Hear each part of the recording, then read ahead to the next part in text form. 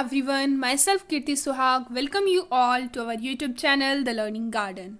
In this video, we will continue chapter 3rd, Our Changing Earth. We have already covered the chapter in previous videos. Please see the video. In this, we will discuss work of sea waves. And in next, we will discuss work of ice. In sea waves, see the figure. What you are able to see? Here written sea cave, sea arc, stack. ये होते क्या हैं, हम इसे पढ़ते हैं. अब जैसे कोई भी रॉक है, अब उस पर सी वेव्स जब टकराएंगी तो क्या होगा, उसके अंदर क्रैक डेवलप होंगे और धीरे धीरे वो क्रैक बड़े होंगे. जैसे जैसे टाइम पास होगा तो वैसे वैसे क्रैक बड़े होते जाएंगे. तो सबसे पहले जब वो छोटा क्रैक बड़ा होगा तो वो क्या बनेगा, सी केव बनेगा. उसके बाद जब वो क्रैक के अंदर से और वेव्स टकराएंगी और वो बिल्कुल हमें आर पार दिखाई देने लगेगा तो क्या बनेगी, सी आर्क बनेगी. और जब ये ऊपर का, जैसे अभी देखो आर्क में हमें थोड़ा बहुत ऊपर है, उसकी रूफ है, लेकिन जब ये लग के ये रूफ भी हट जाएगी तो सिर्फ मान लो ये वाला अगर पोर्शन बचता है, ये वाला, तो ये क्या कहलाएगा, ये बोलेंगे स्टैक, जो आपको फिगर में दिखाई भी दे रहा है स्टैक. तो अब हम इसको देखते हैं. The erosion and deposition of sea waves give rise to coastal landform. क्या होता है जब इरोजन होता है, इरोजन यानी कोई चीज़ यहाँ से दूसरी जगह जा रही, इरोड हो रही है. डिपोजिशन वो जहाँ जाके डिपॉजिट होती है वो डिपोजिशन है सी वेव्स का. उसकी वजह से कोस्टल में अलग अलग तरह के लैंडफॉर्म्स बनते हैं. सी वेव्स लगातार किसको स्ट्राइक करती हैं, रॉक्स को स्ट्राइक करती हैं. उससे क्या होते हैं, क्रैक्स डेवलप होते हैं. और जैसे जैसे टाइम पास होता है तो वो क्रैक क्या हो जाते हैं, बड़े हो जाते हैं और वाइडर हो जाते हैं. दस होलो लाइक केव्स की तरह रॉक्स में केव्स की तरह एक होलो केव्स की तरह एक पैटर्न बन जाता है, जिसे हम क्या बोलते हैं, सी केव्स बोलते हैं.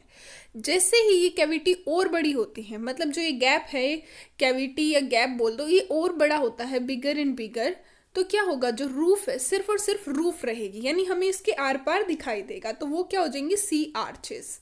ओके. फर्दर इरोजन, फिर इरोजन होगा और वो रूफ भी टूट जाएगी. और जब रूफ भी टूट जाएगी तो क्या बचेगा, हमारे पास सिर्फ और सिर्फ वॉल्स बचेंगी. और ये वॉल लाइक फीचर को क्या बोलते हैं, स्टैक. यानी कि देखो ये आर्क थी इस टाइप से, और जब ये पोर्शन भी टूट गया तो हमारे पास एक इस साइड स्टैक बच गया और एक इस साइड स्टैक बच गया. ये क्या है, स्टैक है. ओके. नेक्स्ट है सी क्लिफ. क्या है सी क्लिफ, क्या है, जो steep rocky coast rising almost vertically above sea water.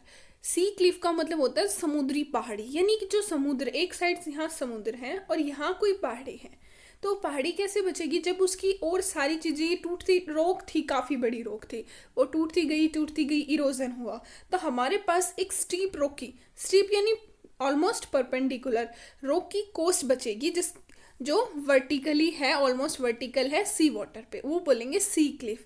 Sea Cliff हम कई बार देखते हैं ना, सी क्लिफ पे फोटो वगैरह क्लिक करते हैं, तो ये जो चोटी होती है ना समुद्र के पास कोई रॉक की, वो है सी क्लिफ.